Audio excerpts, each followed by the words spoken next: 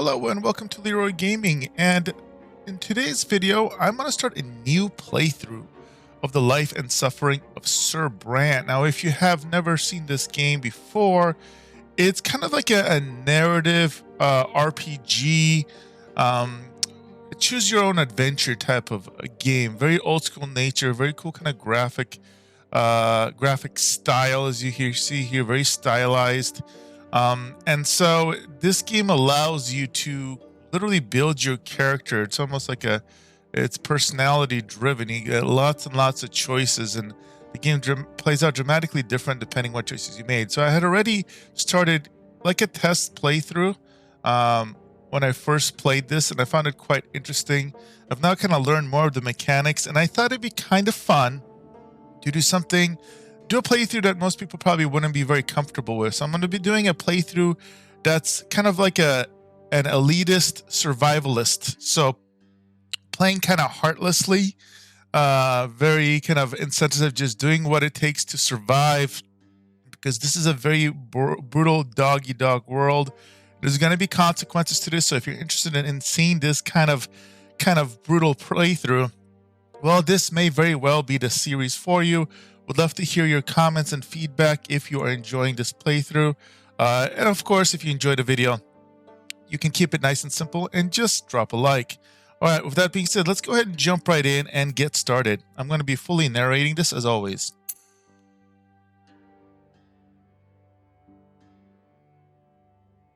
Sir Leeroy Brante. We're going to do Iron Man mode, disabling chapter restarts, and open consequences. So you can see this is it's a recommended game mode. Allows us to kind of really direct things. So you hold the fate of a single man in your hands. You will follow his life from birth to death. Your choices shall define who Sir Brante will grow up to be. You will decide his personality, social status, and what mark he'll leave on history. Every step he takes at your behest, Sir Brante's character will change and evolve. Your decisions will close some doors for him, but open many others. The world of Sir Brante's birth is a ruthless realm where people are divided into estates. It is hard to be a hero here. Be ready to accept that Sir Brante cannot overcome every challenge in his path. Every hard choice will test his character and personal qualities. Often you will not be able to make the choice you would like to. It may happen because you chose a different road earlier, exhausted your hero's willpower, or haven't earned the right position in society. There's definitely a lot of give and take in this game. Every victory will be a struggle, a path paved with bitter losses and gut-wrenching failures. Accept the tragedy. This is how you will create a gripping and unique tale for your hero. What will become of your Sir Brante, his loved ones, and his world? It all depends on you. The story of my life remains written on these pages. My fate has always been my own. Every deed, every choice, and every person I met made me what I am. Could I have really taken a different path? Found a different calling? Altered the very course of history? And what price would I have to pay?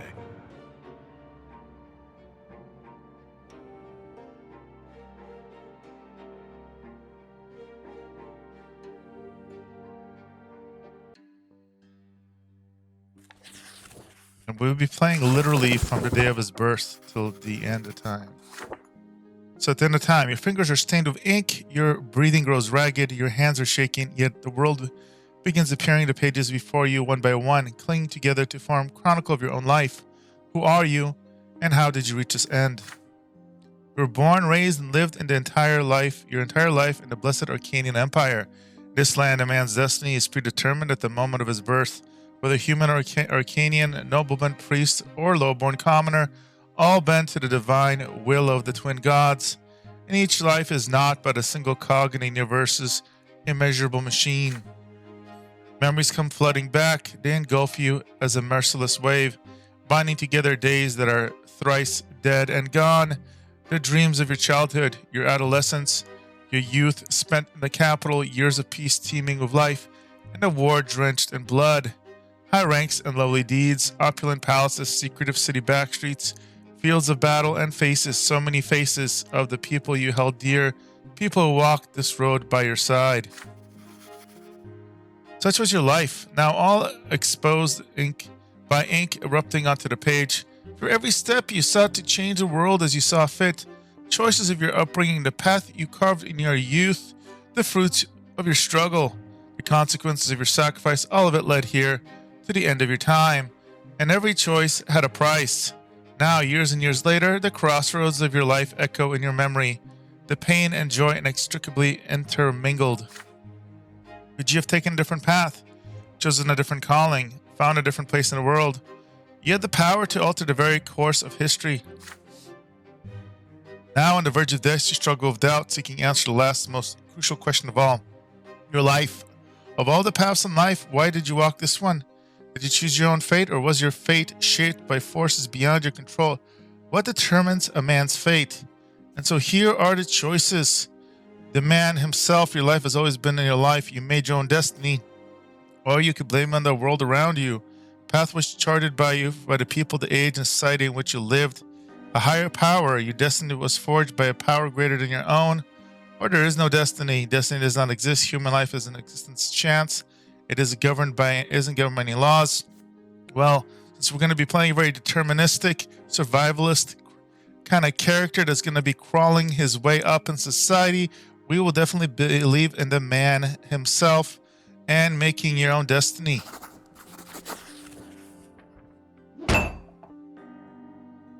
You can hear death's doorsteps drawing near. You square your shoulders and take a deep, full breath. You have found your final answer. What is destiny other than a long chain, your own actions and decisions? No matter what happens in your life, you always had a choice. You lived the life you deserved. Only you can answer for it. But are you right about it? Is it all true? To learn the truth, you will have to return to the very beginning. Remember every step you took along the way. On these pages, the story of a man named Leeroy Brante will live once more. We're going to start all the way back at the beginning. Chapter 1, Childhood.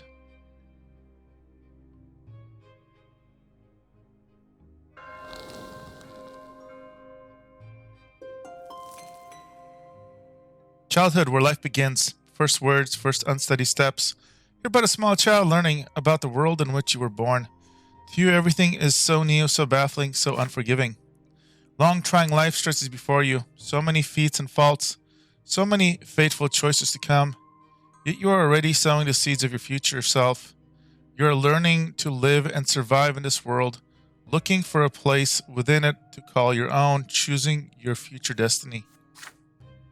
Who will you grow up to be?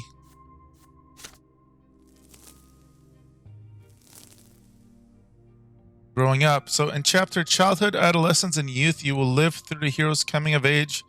We shape the protagonist's personality, his qualities, and relationship.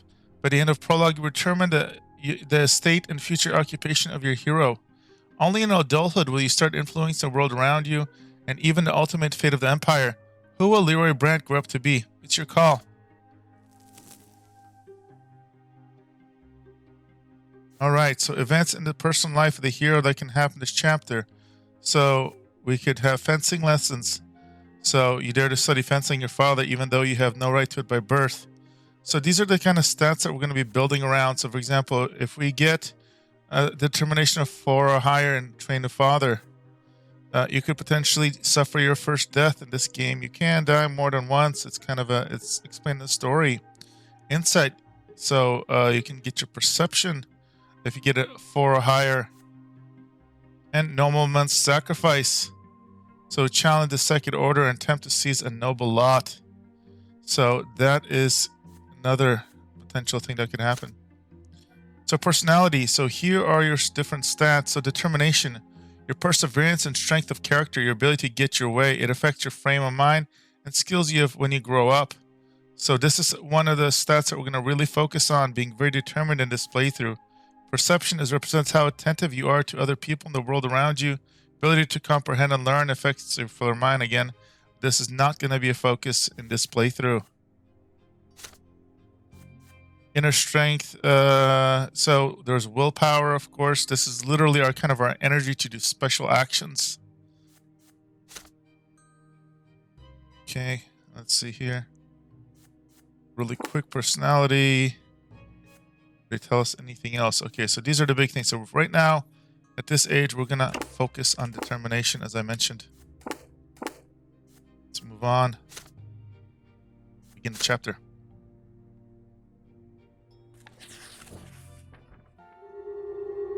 At first there was nothing. No time, no sensation, nothing but darkness and void.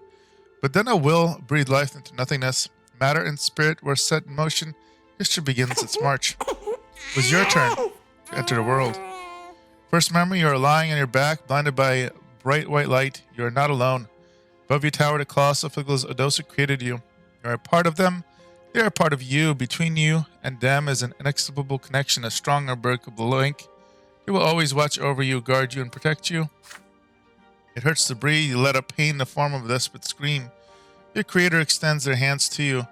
There are two of them, the one who made you your form from their own self, brought you into the world. They're united, yet as they lean closer, you begin to see how different they are.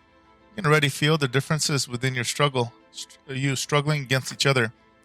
First figure is soft and empathetic, wise and merciful. Love and the love that emanates from it wraps your head to toe in an invisible blanket. The warmth from it is never-ending. Second figure is strong and powerful, commanding and noble. It is harsh but fair, a beacon of guidance, a force of protection, and merciless punishment for every misdeed. Yet there's also a third figure, like a shadow barely seen behind him, yet already pulsing with an unbreakable will to live. It is the very will to live that is not grown. It is the very will to live that is now growing ever stronger within you. Soft palm, a strong closed fist, a lingering distant shadow. Struggle to loosen the swaddling cloth wrapped around you and extend your tiny hand into the world. So we can reach out to the palm, reach out to the fist, or reach out to the shadow. So I'm going to go ahead and reach out to the fist. The fist is stiff and coarse and even unpleasant to the touch. This firm hand belongs to your father. A tiny newborn, you are helpless before the full-grown man. Your little hand practically challenges him and his strength, and he accepts the challenge. Your father fists open, his hand strokes your little hand gently, if somewhat awkwardly. It is a tender gesture, a glimpse into something he will seldom let show in the years to come.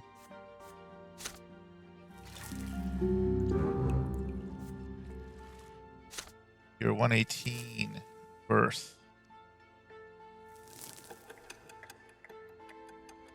Now we are 1 year old.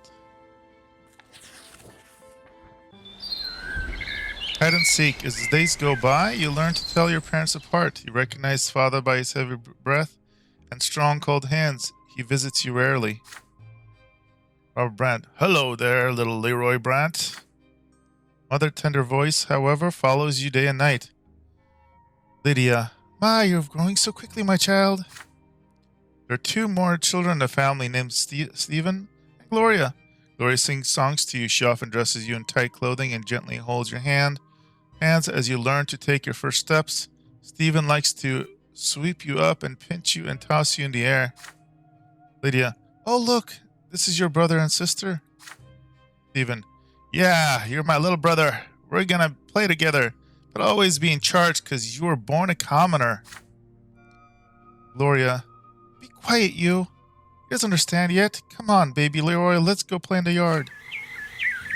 It's hot outside. You grip your brother's hand with one hand and your sister's with another as they help you walk down the giant stone stairs.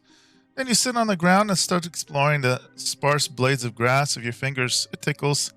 The sky far above and away from you is a gigantic pillar, a perfectly straight stick made of light. It is so bright it hurts to look at.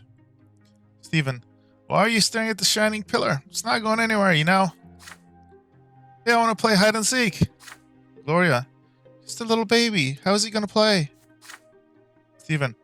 Then you kite him, and I'll try to find both of you. You have no idea what they're talking about, but you support them with happy cooing. This is strange, but so exciting.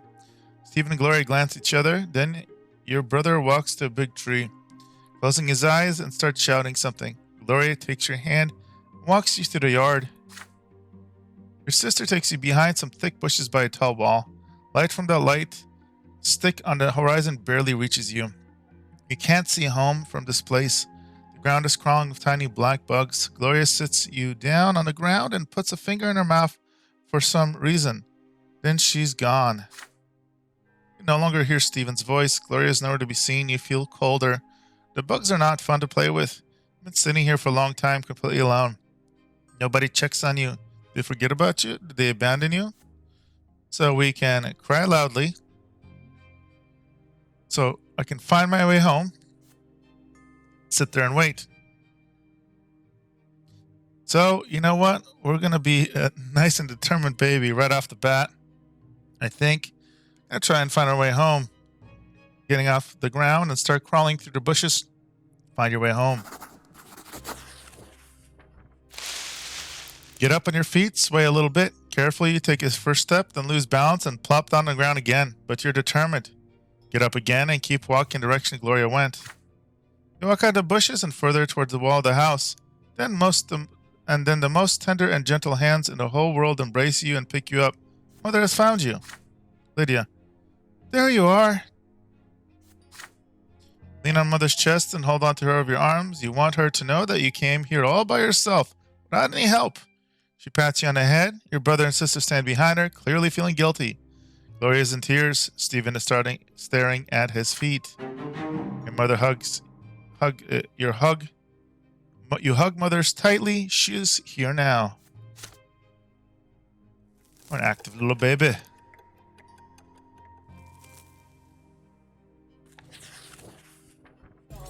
The Great Descent. Another memory. You're still a little child, but you can already talk and run around on your own. Today is out of the ordinary. Father is busy around the house, giving orders to the servants. Throughout the day, the kitchen has been abuzz with work, and there are solemn, gloomy preparations and candles being lit. Even your older brother Stephen is quiet today. Mother takes your hand and brings you to your sister Gloria. Lydia, my son, today is the Great Descent. We will honor the day when the twin gods ascended to us. We must spend this day in reverence to the gods. You are too young to understand, so just do everything your sister says for now. Gloria takes you to the playroom. There are no toys there, no chairs. Even the carpet has been taken away. There's nothing there but a bare wooden floor. Gloria. Today we're not allowed to go out in any other rooms. We'll be eating nothing but gruel and stale bread. On the day of the Great Descent, everyone must be where they belong. It's quiet, unusually so. Muffled voices from beyond the door. All you can hear. You're sitting on a cold floor, confused with no idea what to do. Then you hear your sister's voice, a lonely sound in an empty room, a little song that Mother taught her. You hold your breath as you listen to it. When the twins come down to earth, they brought lots for every birth. Let us count them, 1, 2, 3. The twins made them for you and me. Nobles rule it and bravely fight. They protect us with their might. Priests work hard to understand. Guide us by the twins' command. Common people work and toil, always patient, never spoiled. Live your lot where you were born, to the day when you pass on. Know your lot and know your prayer, for the twins see everywhere. You're transfixed by the tune. Gloria notices your gaze, and a smile creeps across her face. You like the rhyme, don't you, Leeroy? Do you know what it's all about? Look, there are 3 lots. They were brought to us by the twins when they descended to us from the shining pillars. Remember that pillar of light in the horizon? That's it. You can see the shining pillar any time from anywhere in the world. Follow your lot as you live, you'll reach the peak of the pillar. If you don't, you'll get eternal torment at the foot. You and I are lowborn. Mom is commoner too. So the lot for you and me is to suffer and be patient and work hard. Understand? The priests and the nobles have other lots. The nobles fight and rule over everybody. The priests, well, I'm not really sure what they do, but I guess they talk to the twins and then teach everybody. Gloria stares at you intently. Did you get it, silly? Then she shakes her head and keeps singing the song over and over again. Her voice transfixes you, drawing you in. Room starts to glow like the sky. From this light emerge 2 figures you have known ever since the moment of your birth. One of them embraces your sister's shoulder. The other stands guard behind her back. You watch this happen, before your very eyes, unable to turn away. Gloria is swaying to the song, unaware of what is happening. She sings the final verse once more. Know your lot and know your prayer. You feel compelled by this divine sight to express yourself somehow. You feel words condensing within you from the light. But what will these words be? So we can finish the song properly, join the sister, or sing the last line wrong. You shout words of your own instead of the last line of the song. So we're going to be rebellious and independent. Let's do that. Gloria, know your lot and know your prayer. Your lots are lies told everywhere. Shout these words, but you have no idea how they came to you. The shining pair standing behind her back turn to look at you and feel their gaze piercing from top to bottom. The moment passes, they melt into the dim light coming from the window. Now Gloria is staring up at you. You see disappointment in her eyes. Leeroy, that's not the way the song ends. Why did you ruin it? You shrug, quite pleased with your cleverness.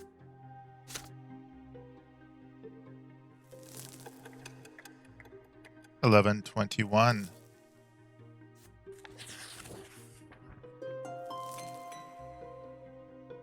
Spring. We're starting to understand more and more what they'll say. Your family is an unusual one. Father's a nobleman, but not by birth.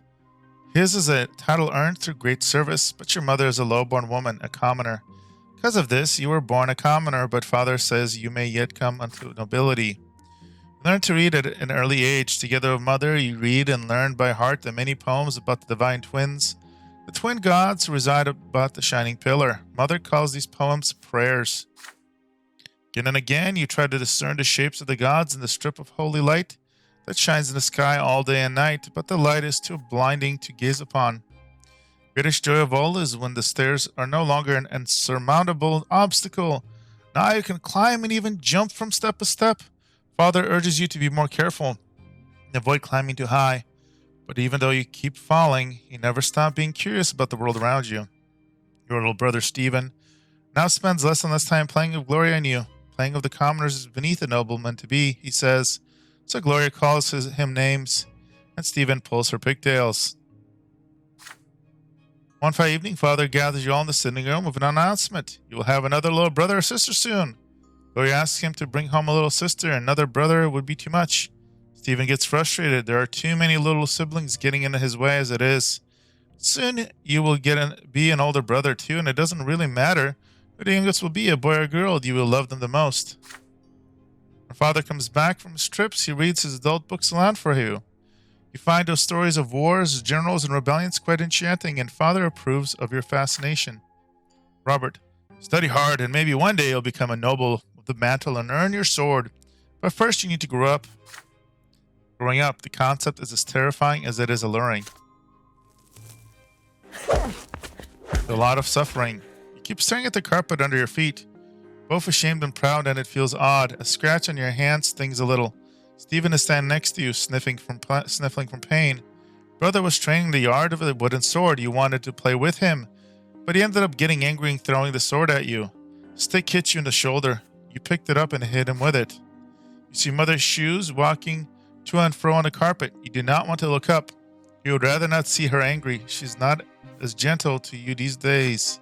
Lydia, why did you hurt Stephen, Leeroy? You stammer an explanation. He hit you first. You just hit him back. Stephen, how dare you pester me like that? When I grow up, I'm going to hit you with a real sword. Mother shushes you both and speaks to you again. Her voice is stern. You can still feel her concern for you. Lydia, even if Stephen hits you, you cannot hit him back. You are my son, and I was born a commoner. Our lot is to suffer. Your brother was born from a noble father and a noble mother. His sacrament is coming soon, and then he'll rule over the likes of us. You are the noble, you must be punished, and that is your lot. The sooner you learn it, the better off our entire family will be. Now Stephen looks at you in triumph. You look at Mother in fear, not sure what to do now. You can accept your punishment. You can deny your guilt, or demand an explanation. So you continue to insist that you are not guilty and will not be punished no matter what. And again, this is very in line with our determined, very strong, rebellious nature. We're going to rise up from this commoner lot one way or another. You break out of mother's arms and start screaming. You're innocent, you cry, and if he hit you, you'll hit him back. All fear and shame are gone. Stand up straight and stare defiantly into mother's eyes. Her expression grows bitter. She catches you by the collar of your shirt and drags you down the stairs. Lydia, I'm doing this for your own good. Do not defy me, Leeroy. You're born a commoner, my son. Power and will is not your lot. This is Stephen's lot. He'll become noble soon. Life for you and me is humility and suffering. You have to accept it. I will not. You're flogged in front of your entire family. The pain burns on your skin again and again. You clench your teeth and hold back the tears. This is the only way you can prove that you are your brother's equal. The only way you can prove that one day you will have the right to rule and fight. You have become resolute. Gloria's limes. Mother mostly stays in her chambers now. Each passing day she grows heavier and her features grow rounder. It gets difficult for her to walk, but she still smiles all the time. One day she takes your hand and puts them on her big belly. You feel movement deep inside. You will have another brother or sister soon. Gloria takes you on walks to the yard now. You explore the yard together under the evening light of the pillar, and she sings your songs and tells you amazing stories. Gloria, hey Leeroy, do you want to hear a rhyme? I wrote it myself. There's even a bit about you, but don't tell anyone, okay? Writing poems and songs is only for nobles. If Mommy hears about it, I'll get flogged. Remember how you got flogged for hitting Stephen? Our judge is my second father. In the past, I had another. Mother says the twins are great. Says we should not fight our fate. Brother loves to jump around. Please don't fall down on the ground. See, I wrote a little rhyme. Please don't tell them it is mine. But the day your sister's nowhere to be seen, she promised to take you to the old pond and show you the red frogs that live there. But then she vanished. Servants join you in your search. Even Mother leaves her chambers when she hears the commotion. Finally, you find Gloria in the far corner of the garden. She's holding a quill and sheets of paper covered in poetry. Mother becomes angry the moment she sees it. She looks through the poetry and her face grows dark with rage. Gloria is standing before her, wringing her hands and looking for an opportunity to run. There seems to be no escape. Lydia, what is this nonsense, Gloria? We talked about this. You were told to take care of your little brother. Absolutely not allowed to entertain yourself with this writing. Gloria, I can decide for myself, Mom. Lydia, no, you cannot. It's already been decided by the gods. Gloria, he's not a little brother anymore. He doesn't need a nanny. And I need some time alone to think for myself. I'm not hurting anyone. Lydia, you're a commoner and a future wife. It's time to learn how to properly care for children. Had your disgraceful former father kept me in his home, you could have been born a noble.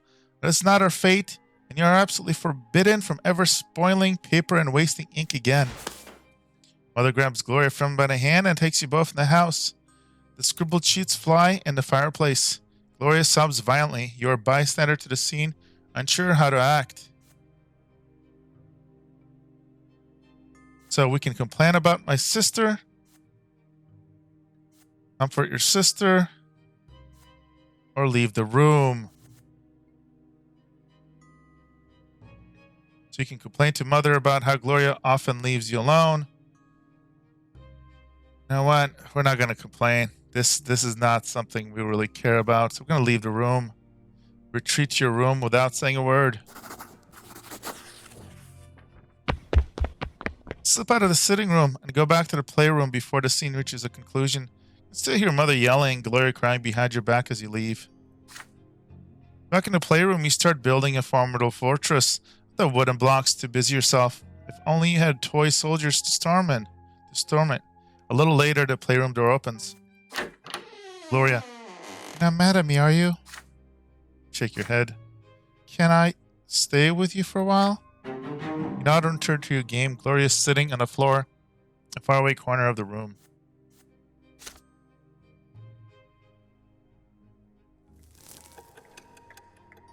11:22. 4 years old.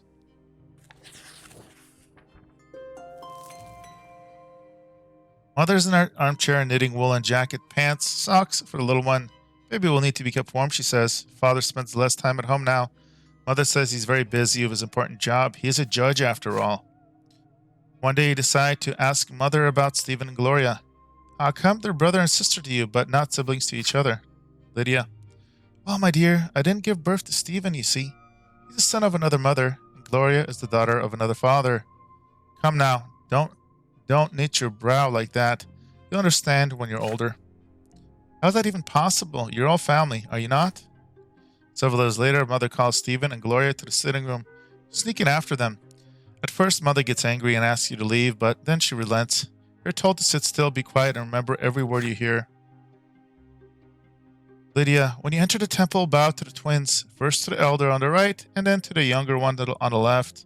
Stephen, you're a nobleman to be, so walk along the side paved with marble, where the benches are. Gloria, you walk along the sharp side. If you're there, you must get down on your knees, each of your own side. Stephen, kiss the sword. Gloria, my daughter, they will strike you with the lash. Don't be afraid of it. Resign yourself to the suffering it brings. It is the blessing of your lot. Gloria doesn't like the idea of the lash. There's a tense feeling in your chest as well.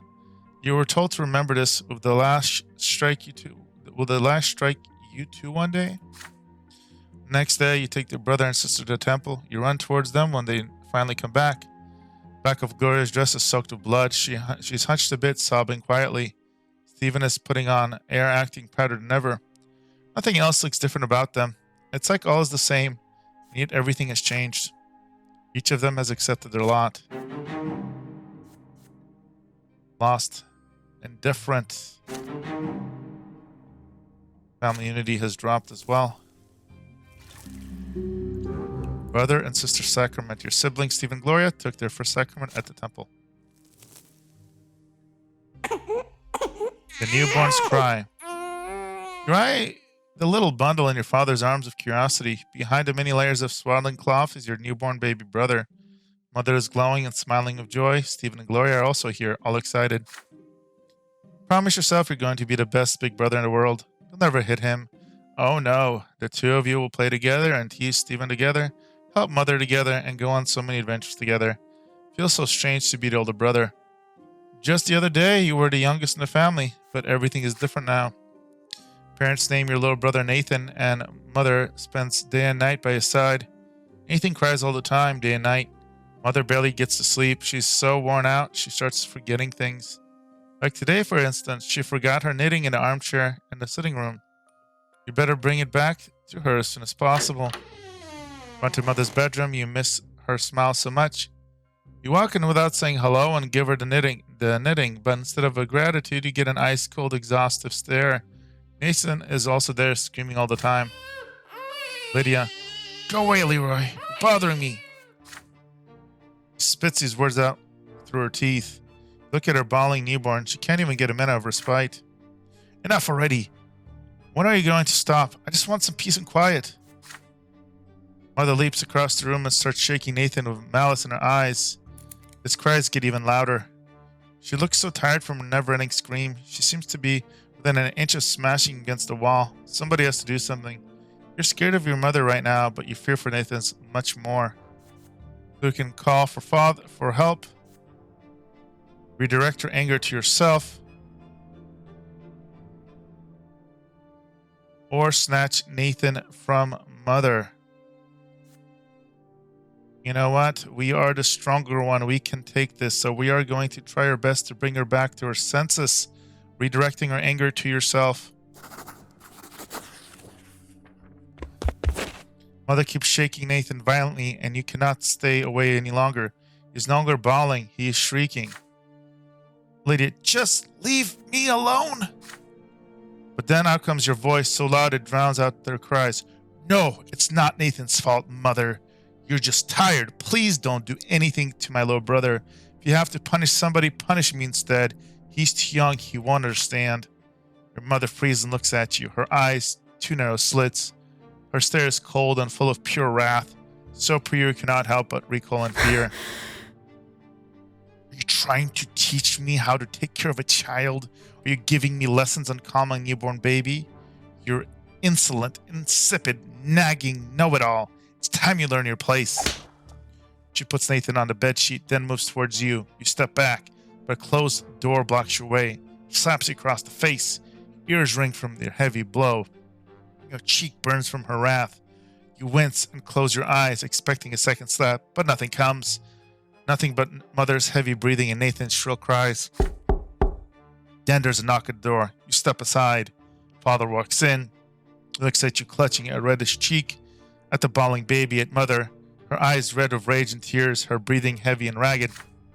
Brant, go to your room, son. I'll join you soon.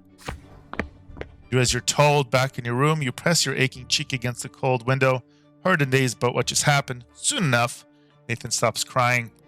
You hear Father's heavy footsteps in the hallway, comes into your room and sits on the bed next to you. Robert, son, please do not be angry with your mother. Twins know she wishes nobody any harm. It's a difficult time for her, but we will make it through it as a family. You stepped up to protect your brother, acted like a little nobleman today. I'm proud of you. Your mother and Nathan are resting now. How bad does it hurt? Shake your head. Not bad, but your hand still aches to clutch your cheek. Father embraces you with a sorrowful smile, gingerly pats you on your head as you press your forehead into his house coat. Things are growing calm now. The trouble has passed. You're quietly happy.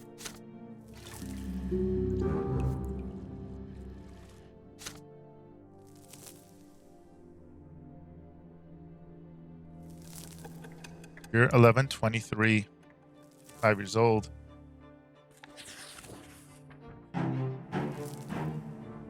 Father's sword. This event is a consequence of your previous actions, because with determination 4 or more. Father is not working long hours. You often see him spending long stretches of time in the backyard, practicing his fencing. You're allowed to watch, but that is it. You're forbidden from touching the sword, let alone actually learning how to fight with it. It's a new day today, and Father has been busy in his study since the early morning. Mother took Gloria and Nathan to the shops. Your studies are done for today. The house is empty. Spot Father's sword hanging by the yard door. He must have left it there by accident after a training session. You deliberate at first, then grab the sword with resolute and run outside. Last, you have a chance to see it up close. It's a small sword used for dueling, heavy and devoid of any ornamentation. You recall that it was made specifically for him. Weapon is difficult to handle. Its heft makes the palm of your hand shake. As you get used to it, you try your best to imitate Father's feint. Your techniques leave much to be desired, but at least it's something. Imagine yourself fighting for your family's honor as the thin blade slices through the air. But you swing too far back. The blade nicks your shoulder and cuts through your shirt, staining fabric crimson. The sword falls to the ground with a dull clank. You try to apply pressure to the wound to make it stop bleeding. All you do is make the blood flow faster. Robert, Leeroy, what are you doing here? Familiar voice hurts you more than the cut of the sword. Father walks up to you briskly. His rugged arms rip off lengths of cloth and bandaged shoulder. He squats by your side and pulls you into an awkward embrace. My son, why did you have to take the sword? No, you're not supposed to hold it. This is not a toy. It's a weapon that can take lives. I know how you feel. I used to yearn for my father's dueling sword back when I was a lad. One day you might have a chance to earn the right to carry a weapon, but first you must have patience and study and become a noble. When that day comes, I will be proud to teach you myself. Rarely spend time with Father without someone else around. There's a parental love in his voice, so much that even a cut on your shoulder barely hurts now. You'd be glad to be convinced by what he says. But how can you forget your dreams? How can you abandon it just to earn Father's approval? Is it right for him to ask so much?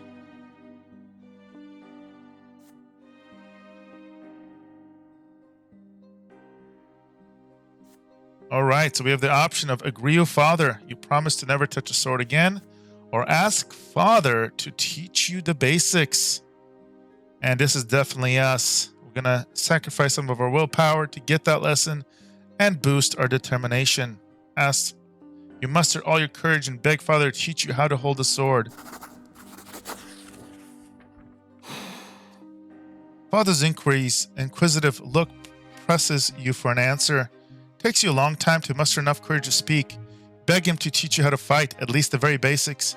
Will certainly come in handy in your future. It will be your first step towards becoming a nobleman. Now it takes Father a long time to respond. He's about to speak, and you expect a refusal, but he says nothing. He draws a sharp breath again, but remains quiet. Then finally, he offers you the sword. But remember this, Leeroy. You're not a warrior. Not yet. You will study this like you study your lessons. He teaches you the first lesson right away. Learn to dodge attacks. There are several times when the tip of the blade cuts the air dangerously close to your nose. It is scary and difficult, but you manage it.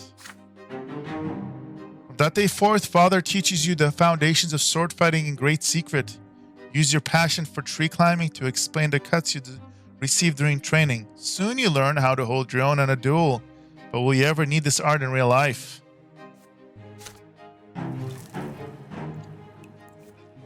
Dare to study fencing like your father, even though you have no right to it by birth.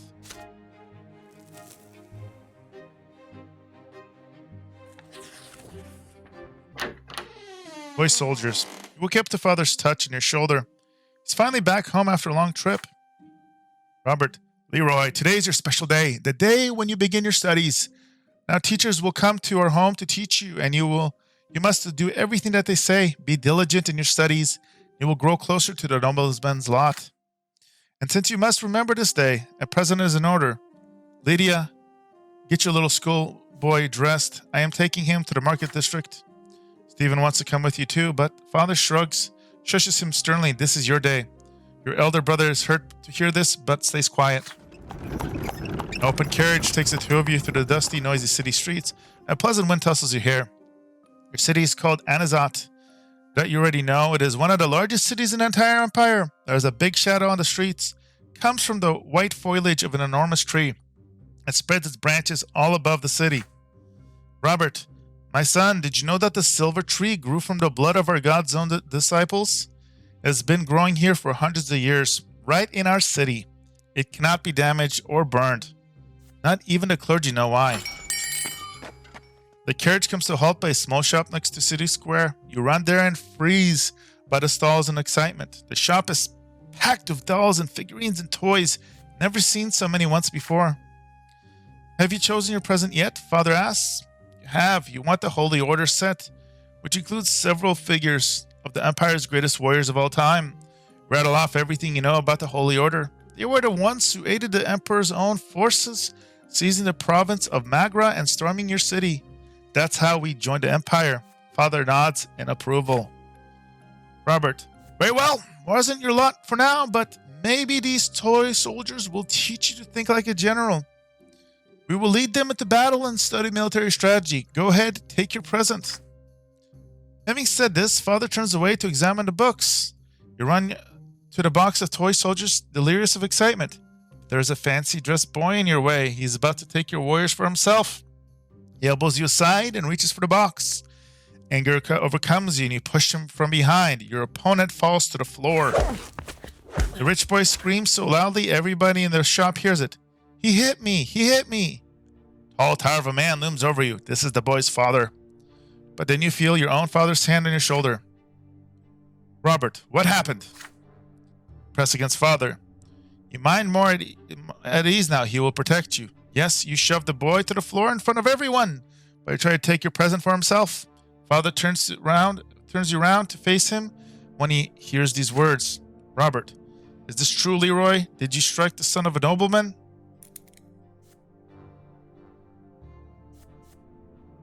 So we can deny our guilt. You can tell Father that you repaid the impudent boy in kind, or admit your guilt.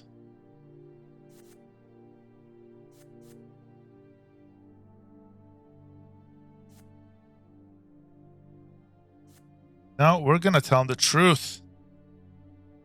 That we repaid the impudent boy in kind. It isn't fair to blame you without letting you speak too. You didn't want to shove that stupid boy. He was the one who shoved you first. But the angry nobleman, the boy's father, will not let you finish. Nobody cares a whit for your so-called truth, little lowborn. The law is the law. Your punishment is due. Father nods in agreement to these words, no matter how sad they make him. They lead you to the nobleman's son out to the shop. You are told to bow to him and show humility. A bad feeling sends a shiver down your spine. Satisfied grin on his face, the boy swings his arm and slaps you on the cheek. He strikes you again and again. Robert, enough! You got what you deserved. We're leaving. Get out of our way. Your head is swimming from the heavy blows. You return to your senses back in your bed, with servants treating your face. Father stays by your side all day. The morning after, you find a little box in your bed with the 10 soldiers of the Holy Order inside. You paid dearly for your stubbornness, but we are adamant. 11:24, 6 years old.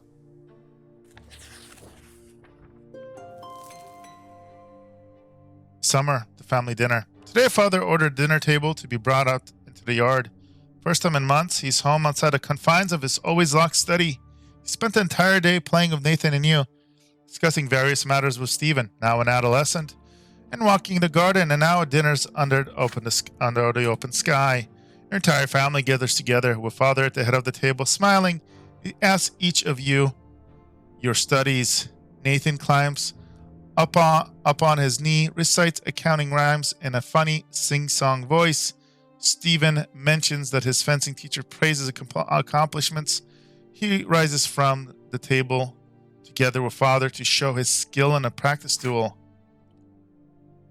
Next comes Gloria's turn. She stands on her chair and recites a lengthy prayer by heart. Mother showers your sister with praise. Father chuckles quietly, hiding a smile on his mustache. When your turn comes, you recital the ranks of the Legion from common soldier to high commander.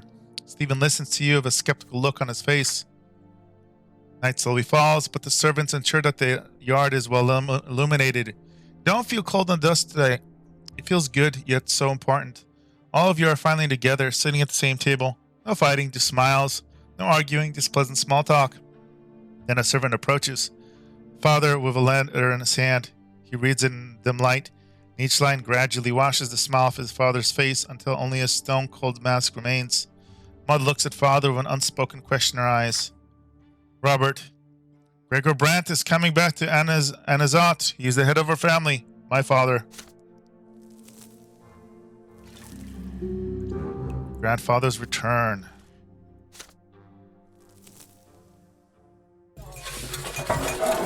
The intrusion. Ever since the news of grandfather's impending arrival, there has not been a single day when a house has not been cleansed or cleaned or decorated. Your parents anxiously make sure everything is in order. They tell you to wash your face and hands after walks and scold you for leaving books on the floor. They tell Gloria she will be flogged if she's ever seen hiding in the attic. They make Stephen stay in his room. Even baby Nathan gets in trouble. Everyone's on edge. Then one day, grandfather arrives. It's a grim day. So hot your neck is stinging of sweat. Father, mother, Stephen, Gloria, you, and Nathan. The entire Brent family stands on the porch in front of the house. The house servants line up behind you. The carriage arrives and out steps a tall, gaunt old man with a heavy walking stick and a heavy gaze. You cringe instinctively. Robert. Good health to you, Father. Children, greet your grandfather as you have been taught. Gregor. Still trying to look like a real nobleman, are you? You can't fool me, Robert. I was the first of the Brant family to be ennobled by the mantle, and I am the only one who remembers how to bear this burden properly. Robert, I live honorably by my lot. Your marriage to that lowborn wench cut us off from becoming nobles of the sword. Our progeny could have been born bearing noble blood. Robert, Father, I beg you, this is not the place. Grandfather eyes him with scorn and walks into the house. Entire family following him close behind. Gregor, I've been away far too long. The entire house is a mess. This is an insult. How can you live such a pigsty, Robert? Servants have grown far too lazy, all thanks to your commoner of a wife. I warned you, did I not? And yet you did as you saw fit. And the children, what do they know of tradition or honor? Robert, you're being raised in a virtuous family, Father. Gregor, and now you're speaking like a lowborn who's content to live in humility. Twins willing, now that I am here, this will not happen again. I am taking your oldest son to the capital. See, you cannot provide Stephen with proper education, so I will correct your mistake. Your brother's fate has been decided just like that. Father does not object. He orders the servants to prepare Stephen for a journey. Stephen freezes in place, glancing at grandfather and father again and again. The latter puts a hand on his shoulder reassuringly. Grandfather's lips are tight-lined, white with contempt. The house is examined, room after room.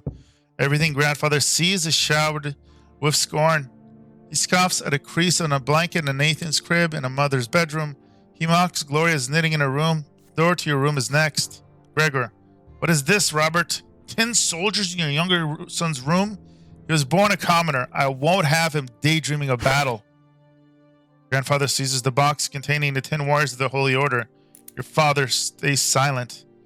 Anger and fear boil within you. This is your big present from the first day of your studies. It means so much to you. What if he's right? What if you need to prove you're right and command the toy soldiers first? Grandfather shakes his head in disapproval and shoves the toy box into the roaring fireplace. If you wait too long, they will melt in the flames. So, interesting. So we can rescue your 10 warriors. Burst into tears. Strike grandfather. We are going to rescue the 10 warriors. Rescue the precious present from the fire, no matter how much your hand hurts.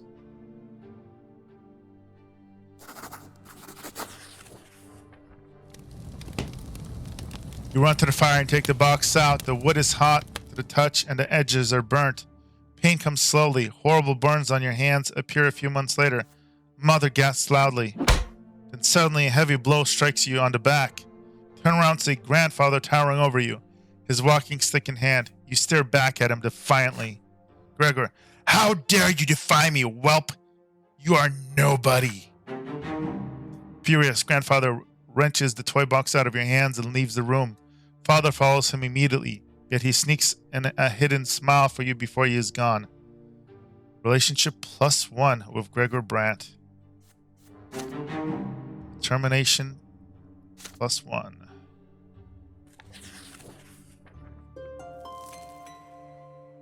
Master of the house. Soon, grandfather leaves.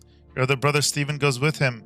From that day on, father's hired teachers tend to you alone. They bore you with the monotonous lectures of writing, counting, and the way of life in the blessed Arcanian Empire. You often distract yourself from their instructions by playing with your younger brother Nathan. Your home grows quiet without your elder brother too quiet. Weeks later, your family receives a letter from Stephen. Grandfather has sent him to a boarding school for nobles, and he is now studying hard in preparation for his service as a nobleman. Stephen, the rules here are way too strict. You can't even sneeze without the teacher's permission. But I've been studying with my peers. We're learning how to live as nobles in a noble society. Also learning the art of swordplay. That's my favorite part. Stephen, now at your boarding school, grandfather arrives once more. It's time to live in your house. The only good thing is that he often has urgent business in Eterna, the capital of the empire, and has to travel there. One day you ask mother where he lived before. In Eterna, she says, but now his place is here. Each time grandfather returns, he gives the servants new orders. Your home is now always busy with repairs.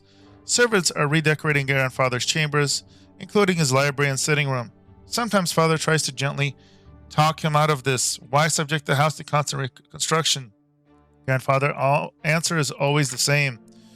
This home is mine, and I will live here as befits a man of the nobility. The illustrious guest. Some days, grandfather stays home, and on those days, you try your best to stay out of his sight. There's no way you can avoid family breakfast. The food is there, but you cannot bring yourself to eat it. Mother's eyes are red and swollen. She's been crying all night. Again, grandfather sits at the head of the table where nobody uses to sit before. Gregor, Robert, it is high time your youngest sons underwent their sacraments. Lydia, Sir Brant, please let them live free for the lot for a little bit longer. Dear but, shut your mouth, Robert. That wife of yours is impertinent enough to interrupt me. If this ever happens again, she'll be eating her gruel with the servants in the kitchen where she belongs. It's time you consider real marriage, Robert, one to a woman of proper station. Gloria drops her fork. Grandfather shoots her a scathing look. A tear rolls down Mother's cheek. Father does not look away from the plate, his hands clenched into fists. Gregor. Baroness El Lodar is one such woman. She's a comely widow, fine match. She's suing for inheritance right now. Gives proper support and a husband. You can keep your lowborn lady around if you like. Servant, mistress, I don't care. Robert, I will not do that, Father. Gregor, I am the head of this family, and the family standings took a severe blow after you married that commoner. It's unthinkable. How could you give up on the memory of beautiful Amelia Elborn for this lowly woman, a bastard child of hers? But now you have a chance to set things right. Don't disappoint me. Father nods curtly, trying not to look at Mother's direction. Robert, Father, I wish to see Stephen. Gregor, if I find your conduct in the Baroness' presence satisfactory enough, then you may see him. She's coming for a visit tomorrow. Be prepared. Grandfather wipes his mouth with his napkin, throws it onto his plate, and leaves. Mother's lips move silently. Nobody says a word. Then Father stands up and orders you and the other children back to the rooms. They need to speak to Mother in private. Father comes to your room before bedtime. He sits on the edge of the bed and adjusts a crease on the woolen blanket. He distanced himself from you after Stephen's departure, so you're not used to such attention from him. By candlelight, you see his face in the dark. There's a sour expression on it. Robert, my son, Baroness Emma L. Lodar, will be visiting us tomorrow. Please be polite and treat her with respect. Nathan will do as you do. I want this dinner to be as immaculate as possible. Don't let me down. On the next day, Mother starts dressing you and Nathan for the coming dinner. You see red all around her eyes. She has been crying, and for a long time. It hurts just looking at her. Nathan starts whining quietly. You and Nathan are dressed in new doublets. You tousled hair blushed into shape. Gloria is told to stay in her room. Father appears wearing his best suit. Mother's in a humble brown dress, looking pale. Grandfather has an uncharacteristically contented look about him. You hear the sound of wheels and hooves against the cobbles in the yard. Then a pair of dainty heels come clanking. The antechamber is completely quiet and still. Fearing Grandfather's observant eye, the door opens. You see your guest, a beautiful dark-haired woman in a dress elegant deep blue. Father takes her hand of Lady El Lodar and kisses it, showering her in compliments. Grandfather's face is beaming in her presence. No one even bothers to introduce Mother. Gregor. Baroness, allow me to introduce Robert's sons, Leeroy Nathan Brante. Frankly, it's his eldest, Stephen, who deserves the most attention, but currently he is studying in Eterna. The other young noblemen like him. It is my hope that his younger sons also make me proud one day.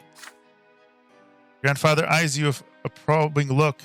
How will you act in front of the Baroness? Will you accept her next to your mother, your father's rightful wife? So we can greet the Baroness politely. We can walk away with Mother. Or we can maintain your composure. We will go ahead and greet the Baroness politely. You approach Baroness Olodar and kiss her hand, following Father's example.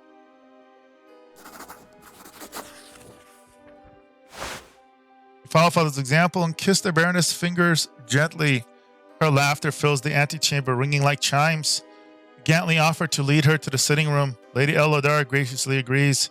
Behind your back, you can hear Mother sobbing. Grandfather and Baroness Elodar engage in small talk over dinner. She tells him of the woes of litigation over her late husband's inheritance. He advises her like the judge he is. Father is mostly silent, only getting in a word or two. You do your absolute best to behave yourself. After the courteous farewell to Lady Elodar, Father quietly thanks you for your model behavior. Morning after he leaves for Eterna with Grandfather to visit Stephen. Mother spends almost an entire day in her bedroom. You cannot bring yourself to speak to her. Father returns from the capital in quiet rage. You overhear your parents talking. Apparently, Grandfather has already poisoned Stephen's mind against him, and he greeted Father with cold hostility.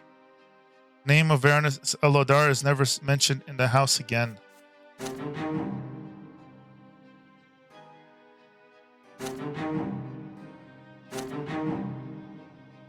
So we now have an increase in reputation, the honor of your family, and your position in high society. Affects how the nobility treats your family. But we lost one in unity, which represents how close and trusting your family is. Affects the fate of your family members.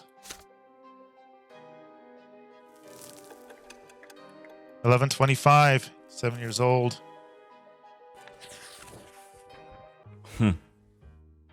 Kaleidoscope. Father now checks in your studies often and nitpicks you for sitting or eating or speaking in an incorrect fashion. Once he becomes so annoyed, he says that he wishes Stephen had been the one to stay home instead of you. Never expect to hear these words from your father, of all people. Grandfather's trips to the capital took longer than expected. It feels light around the house without his presence. You allow yourself a little change of scenery instead of your room. Now busy yourself with reading and calculations in the sitting room across from the open door to the yard. Gloria has joined you today. She has already helped you progress through several complex passages in the book. Right now, she seems preoccupied with a strange tube. Aren't you hurt by the way Grandfather treats you, you ask? Gloria just shrugs. Grandfather always says he should get rid of me. I'm used to it now. Hurts you a lot worse because you're closer to him. I just have to stay out of his way, that's it. He shows you the strange tube she's been holding all day. Look, it's a kaleidoscope. I got it as a gift. Want to see inside? Excited by the idea, you close the book and peer into the tiny hole on one end of the tube. Your eyes see multitudes of intricate patterns. Each turn of the tube reveals a new web of interwoven colors. They mesmerize you. The kaleidoscope turns into the fire burning in the fireplace into a cavalry made of flames. You are riding at the front of the fiery horseman, ready to face the enemy. Grandfather's face emerges from the intersecting lines, and you swing the kaleidoscope like a sword, cutting it in half. Now you look at the blue sky through the window. Patterns are unending, secretive, and calm and peaceful, just like Father's smile before Grandfather's invasion. The deep blue gives way to a scattering of gold radiating gentle warmth like Mother's arms. This fleeting beauty too soon gives way to a hypnotic new pattern. Again and again, you see your family in those interconnecting figures as they come together and break apart. In the middle of this golden glow, you see Gloria's green eyes gazing at you observantly. Your sister left you long ago. Books are abandoned and time slips away unchecked. You're still busy peering into the kaleidoscope. Order emerges from the chaos before your eyes again and again. But you cannot preserve it, no matter how you try. You're caught in an inner conflict. There's so much that can be done to this kaleidoscope. Should you take it apart, or ask Gloria how it works, or keep enjoying the pattern shown to you? But you still have lesson to learn. So we can take the kaleidoscope apart. We can keep looking through the kaleidoscope or return to our studies. So I think this is an odd chance to try something a moment of peace and enjoyment. So I'm going to keep playing with the kaleidoscope as visions of warriors bathed in glory reveal themselves before you. Maybe a sneak peek into our future. You continue peering into the ever-changing patterns the kaleidoscope offers you. They become truly interesting when you point it at the shining pillar gleaming in the sky. In your mind's eye, one battle follows another, filling your ears with clanging steel and a neighboring neighing of horses. You are leading the Imperial Army now. Everybody's so proud of you. Grandfather says you are better than Stephen, and Father's stern voice cuts your daydream short. You lost all track of time. It's evening now. Robert, how did you get your hands on this toy, Leeroy? Why aren't you studying? Give it to me. You will have double the lessons tomorrow. But we are full of power. Sweet temptation. Grandfather's visits are no longer a cause for fear and panic in the house. It has become something you're used to, something nagging and not ordinary.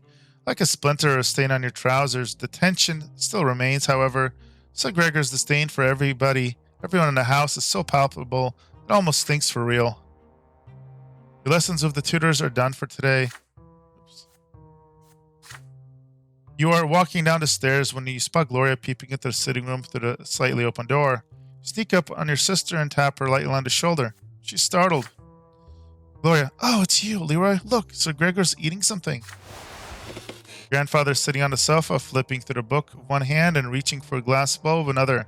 Now and then, inside the bowl, you see candied fruit, a sweet confectionery forbidden to the common estate, like all sweet things. Yet grandfather's face shows no pleasure as he keeps consuming the highborn treat. The clock strikes 3. Grandfather rises from his seat, puts away the bowl on a shelf, and leaves you for the yard. He always takes a walk in the city at this time. Gloria nudges you with her elbow, looking at the candy bowl. When you look at her, the first emotions you feel is fear. Next comes curiosity, and it is stronger. She even used to boast that candied fruit tastes incredible.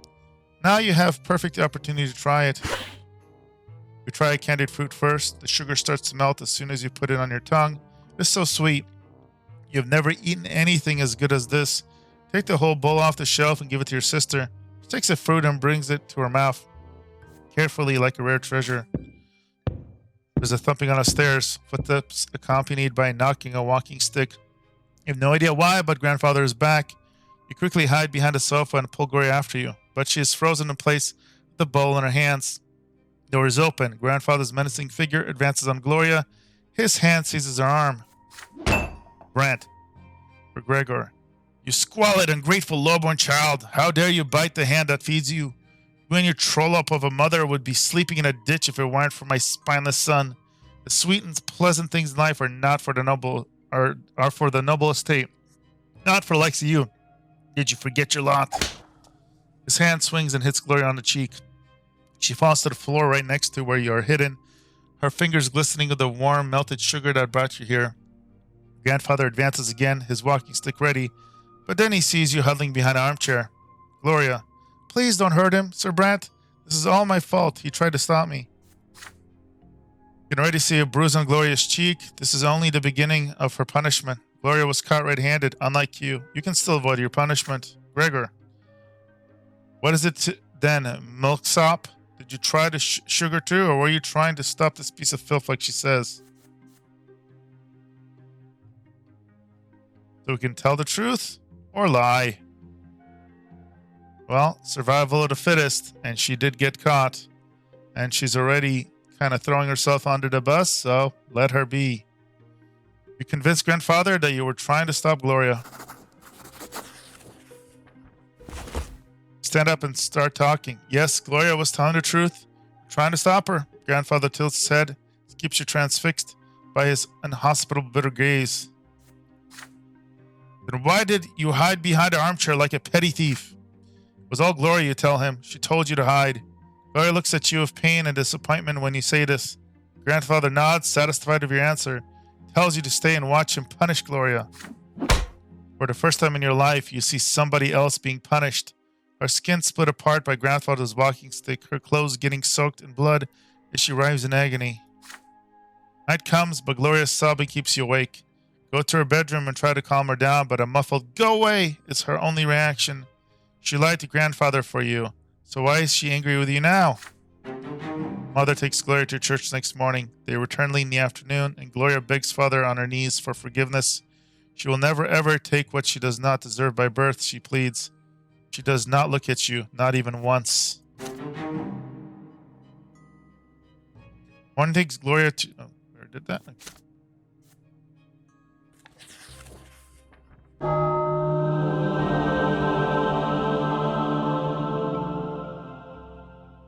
Father and mother have been focusing on Nathan and you since the early morning. Instead of breakfast, you're told to say your prayers, wash your hands and face, and get dressed in plain white shirts. Today is the day of your sacrament.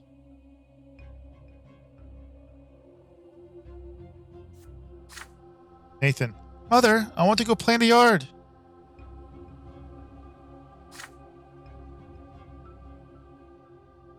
Lydia, no playing today. You and Leeroy are big boys now. Time for you both to have your first sacrament. No one can live without a lot. I don't want a lot.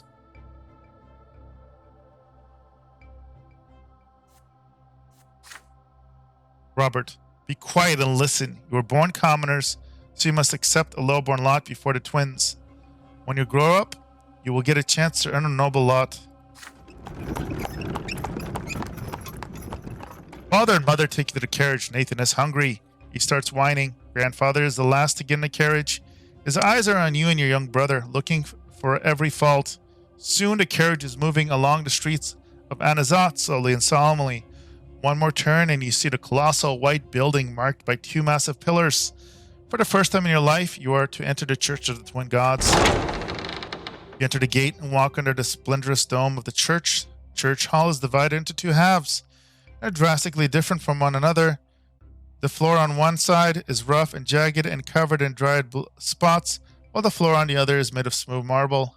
Commoners kneel on the jagged floor, and the well-dressed nobles and their families sit on pews.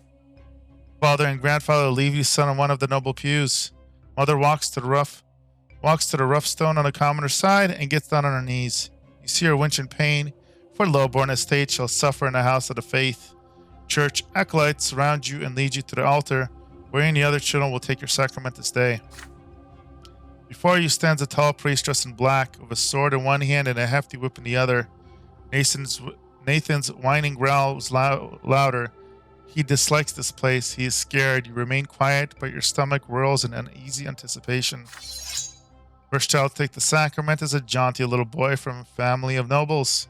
Priest extends a sword before him and recites the sword of the lot. From this day forth, he will fight and rule and pursue the arts. His mind now forever free from the throes of suffering, for he now belongs to the noble lot. Boy proudly touches the flat of the blade with his lips. Nathan is next to receive the sacrament. He suddenly snaps out of fearful trance and tries to break free, but the acolytes pull him towards the altar, throw him on the jagged floor on the lowborn side. Sharp edges bite Nathan's knees as he lands. Spraying drops of wood around him. Nathan, I don't want to, Leeroy. Why do they want me want to whip me? What did I do? Try to break free and run to Nathan's side. I want to give him courage and protect him, but the acolyte's grip on you is too firm. You feel utterly helpless. Little brother has to face the world all by himself. Priest starts reciting the words of the lot as he swings the lash over Nathan's shoulders. From this day forth, Nathan, you shall endure and work and suffer. Thou shalt be ardent in the labor and humble in obedience to thy rulers. And now cometh the first true suffering, which thou must accept with gratitude. The lash cracks. It strikes his right shoulder. Strikes his left shoulder. Blows are so powerful that Nathan falls on the floor.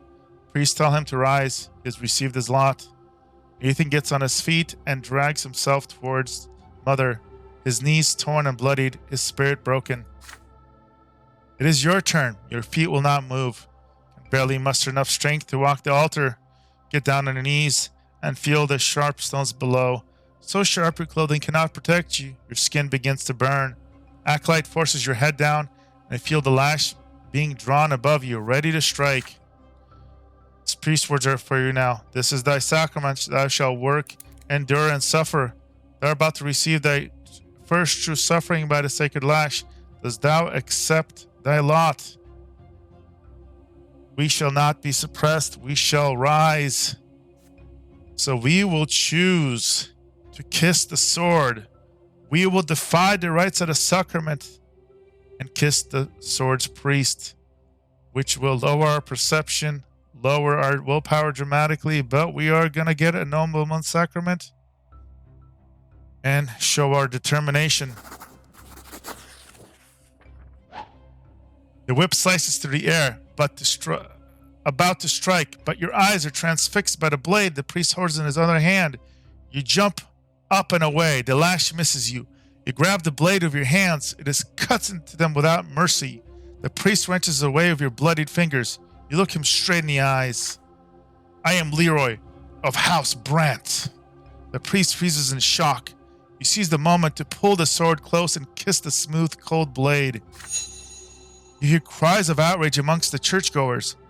Mother prostrates herself on the jagged floor, racked with fear. Father remains still, baffled by what you have just done. But grandfather looks at you intently, as though truly seeing you for the first time. There's a semblance of respect in his gaze. You are forced back to the commoner's place at the altar. The acolyte seizes you by the arms and legs. Keep your face bent close to the bloody, jagged stone on the floor. The lash strikes your right shoulder, then your left shoulder.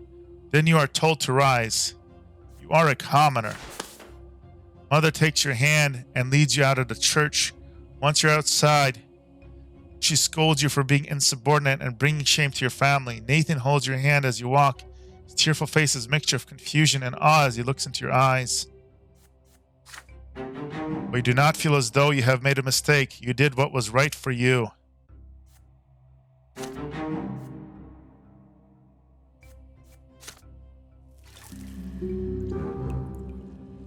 You have taken your first sacrament and received the commoner's lot.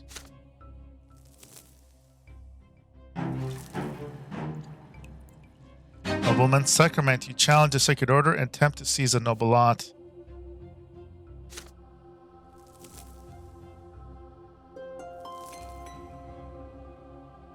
Childhood's end.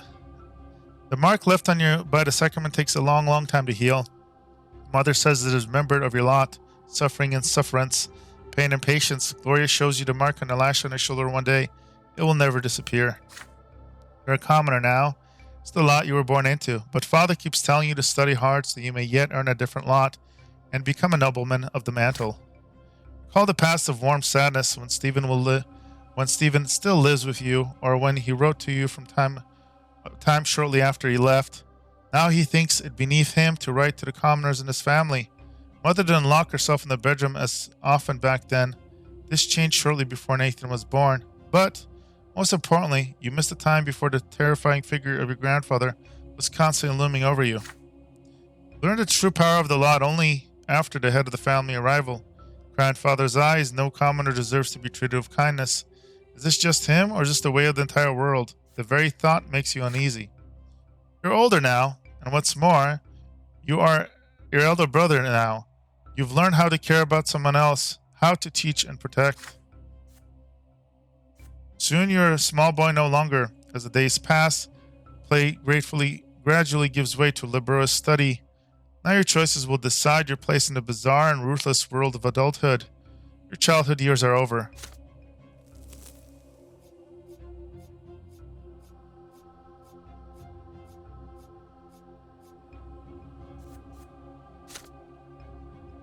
Personality qualities you have accumulated in childhood. They will convert into adult qualities at the end of Chapter 2, Adolescence. So our determination, we are adamant, but very inattentive. So have some willpower, and we are still untouched by death.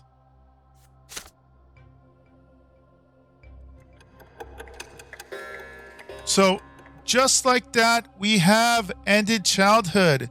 So this is where we're going to go ahead and end this very first episode. In the next episode, we will work through adolescence as we work towards youth. Hopefully you've enjoyed this video. Again, if you like this content, make sure you drop a like. If you like general RPG content, then you may want to go ahead and subscribe and hit the notification bell to be notified when I post new videos of this series, as well as my other content on the channel. Again, this is Leeroy of Leeroy Gaming, and I will see you guys in my next video.